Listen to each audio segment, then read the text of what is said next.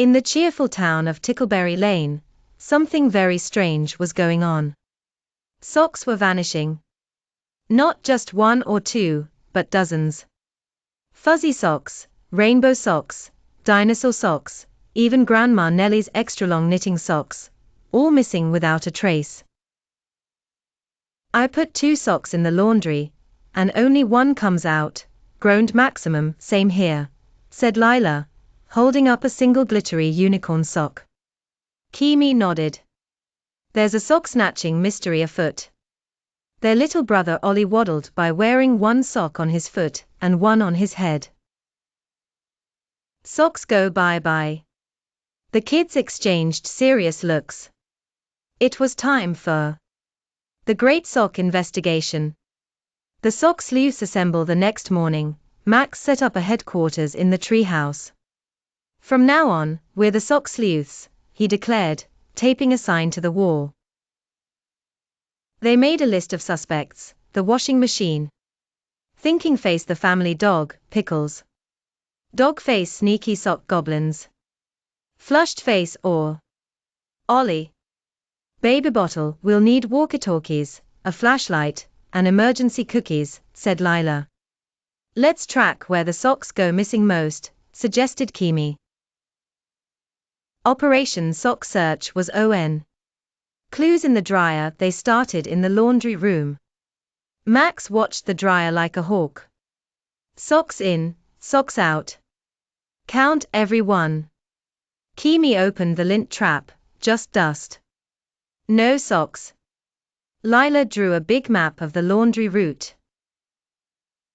Just then, Ollie ran by giggling. Hee. Socky tunnel." "What did he say?" asked Maximum. "Socky tunnel," repeated Kemi. They followed Ollie, crawling through a pillow fort, past a stack of towels, and into the hallway closet. The secret sock stash. Inside the closet, behind a laundry basket, they found a giant mountain of socks. Single socks. Crumpled socks. Rolled up sock balls. Even one sock with a spoon in it. "Ollie's been stuffing socks into the laundry chute tunnel," laughed Kemi. "They never made it to the washer," said Maximum. Ollie giggled and clapped. "Socks go zoom." "But why?" asked Lila. Ollie pointed proudly. "I make soft slide for Teddy." Sure enough, a worn-out teddy bear sat at the bottom of the chute, resting on a throne of cozy socks. Problem solved. The Sock Sleuths burst out laughing. Lila scooped up her unicorn sock. Mystery solved. Teddy's sock slide. Max looked thoughtful. Ollie didn't mean to hide the socks. He just made a bear playground. "I have an idea," said Kemi.